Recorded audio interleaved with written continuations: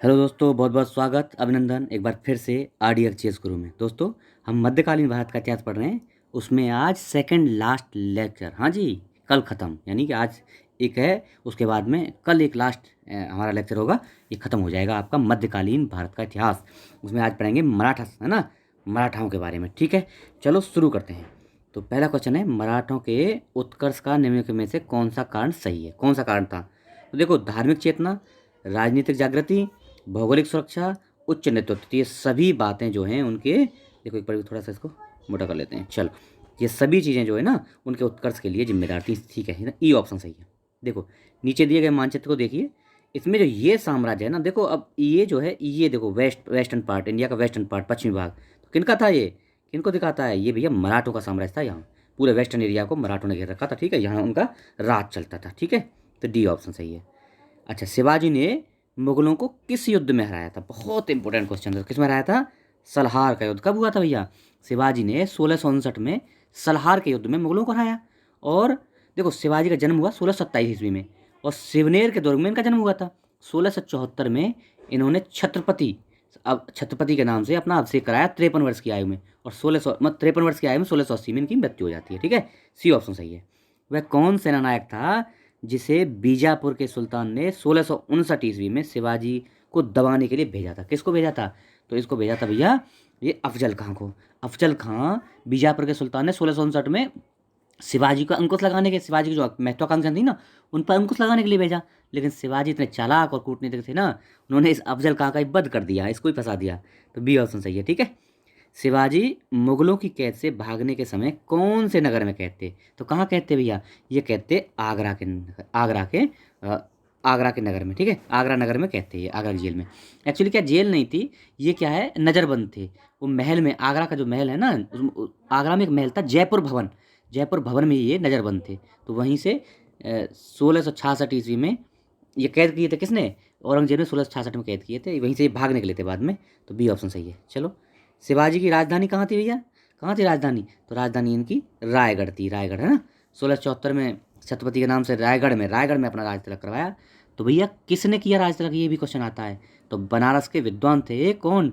विश्वेश्वर उर्फ गंगा भट्ट, उन्होंने इनका राज्याभिषेक किया था। शिवाजी के गुरु का नाम क्या था? अब देखो, गंगा भट्ट मत लगा देना भैया, गंगा भट्ट नहीं है इनके गुरु का नाम। कौन है फिर? तो ये हैं रामदास या समर्थ रामदास। हमने 2-3 लेक्चर पहले ही पढ़ा था।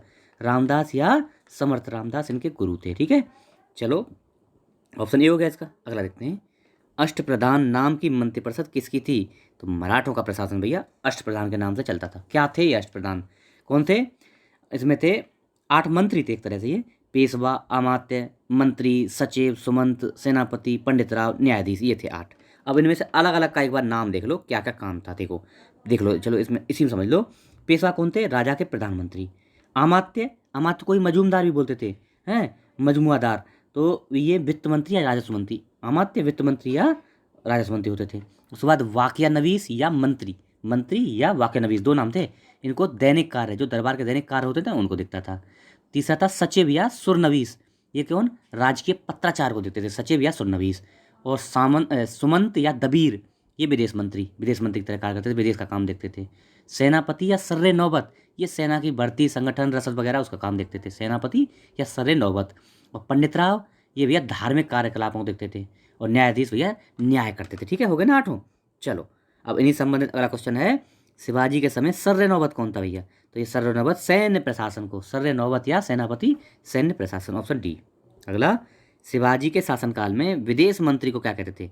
सुमंत या दबीर, दो दो नाम थे, कई लोगों के दो दो नाम, सुमंत या दबीर, विदेश मंत्री। ठीक है जी, चलो अगला, अगला देखते हैं, कथन और कारण का क्वेश्चन है। राज्य के मामले में शिवाजी एक मंत्रिपरिषद से परामर्श लेते थे। बिल्कुल सही बात है। प्रत्येक मंत्री अपने विभाग का स्वतंत्र प्रभार रखता था। नहीं भैया, स्वतंत्र नहीं था। ए सही है लेकिन आर गलत है। ए सही, आर गलत है, सी ऑप्शन सही है ना, सी ऑप्शन सही है। क्यों सही नहीं है? क्योंकि ये मंत्री स्वतंत्र नहीं थे, ये शिवाजी के अंडर में थे।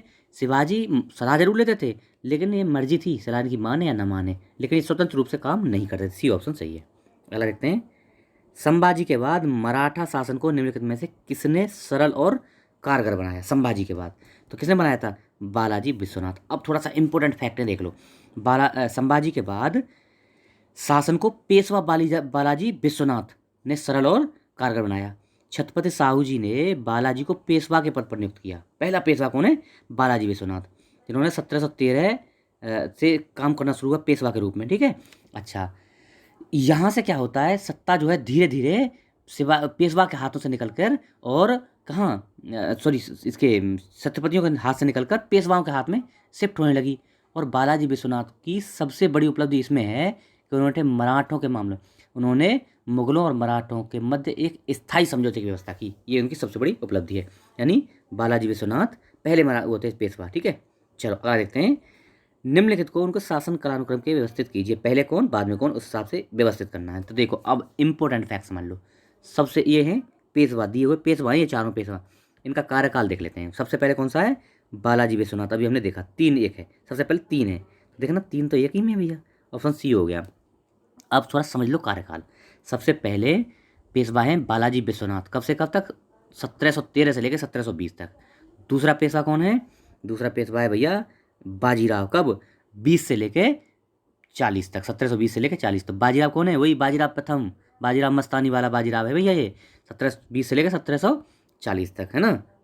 एक मिनट, और उसके बाद में ये एक हो गए, ये 2 पे हो गए। तीसरे पे कौन है? तीसरे पे हैं भैया ये बालाजी बाजीराव, बालाजी विश्वनाथ, हाँ 2 हो गए। बालाजी बाजीराव, बालाजी बाजीराव कब से हैं? 1740 से लेके 1761 तक, यानी तीसरा नंबर इनका हो गया। और चौथे पे हैं माधवराव, कब? 1761 से लेकर 1772 तक। ठीक है। तो 3 1 2 4, 3 1 2 4, ऑप्शन सी। ठीक। इनको सही कलाक्रम में व्यवस्थित करना है। वो तो हो गए पेशवा, ये हो गए छत्रपति राजा। तो ये कौन पहले आया कौन बाद में, इनको देखना है। तो देखो, सबसे पहले कौन है? ये संभाजी। शिवाजी की मृत्यु होती है कब? 1680 में। तो 1680 से 89 तक, 1689 तक शिवाजी के बड़ा पुत्र, शिवाजी के बड़े पुत्र थे ये संभाजी, ये राजा बनते हैं। उसके बाद शिवाजी के छोटे पुत्र क्या? राजा राम, राजा राम राजा बनते हैं। मतलब 3 के बाद 2, 3 के बाद 2, तो ये देखो बी ऑप्शन आ गया है। हाँ, तो फिर ये 1789 से 1689 से 1700 तक शिवाजी के द्वितीय पुत्र राजा राम रहते हैं। फिर क्या होता है, संभाजी तो उधर मुगलों की कैद में चले जाते हैं, और फिर जो है राजा राम उसी टाइम पर बनते हैं, मुगलों की कैद में चले जाते हैं ना संभाजी, तभी राजा राम बनते हैं छत्रपति। उसके बाद में इनका लड़का होता है अल्पवयस्क शिवाजी द्वितीय, जिसकी देखभाल कौन कर रही थी? उसकी माँ कर रही थी। उसी के माँ की छत्रछाया में शिवाजी द्वितीय है ना। कौन? शिवाजी द्वितीय किसका पुत्र था? राजा राम का पुत्र था। ये बनते हैं। और उसके बाद फिर कौन? फिर आते हैं भैया छत्रपति साहू जी, किसके पुत्र थे? ये संभाजी के पुत्र साहू जी। तो ये हो गया 3 2 4 1। ठीक है। अगला देखते हैं, किसके समय से, ये देखो, किसके समय से मराठा नाचीज हो गए और पेशवा वास्तविक शासक बन गए? बहुत इंपॉर्टेंट है। मतलब वास्तविक शक्ति पेशवाओं के हाथ में कब आई थी? तो ये बालाजी बाजीराव, बालाजी बाजीराव कौन सा? तीसरा पेशवा। देखो, बालाजी विश्वनाथ पहले, फिर बालाजी प्रथम दूसरे, और बालाजी बाजीराव तीसरे। ये तीसरे पेशवा पाके पूरी शक्ति पेशवाओं के हाथ में आ जाती है। सी ऑप्शन सही है। ठीक है। अगला, औरंगजेब की मृत्यु के समय मराठा नेतृत्व किसके हाथ में था? तो ये ताराबाई के हाथ में था। कौन के? ताराबाई। में बताया ना, शिवाजी द्वितीय है ना। शिवाजी द्वितीय किसका पुत्र था? राजा राम का अल्पवयस्क पुत्र था। उसी को इसने गद्दी बिठाया कब? जब राजा राम की मृत्यु हो जाती है। क्योंकि संभाजी जो हैं वो कहाँ पे हैं? जेल में हैं। हाँ भाई देखो, राजा राम 1689 से 1700 तक, ईस्वी 1700 तक छत्रपति बनते हैं। लेकिन क्या होता है, ये 1700 में इनकी मृत्यु हो जाती है, किसकी? राजा राम की। और भाई संभाजी वहाँ पे है, साहू जी है नहीं, संभाजी का लड़का साहू जी कहाँ है? जेल में है। किसकी में? औरंगजेब की में।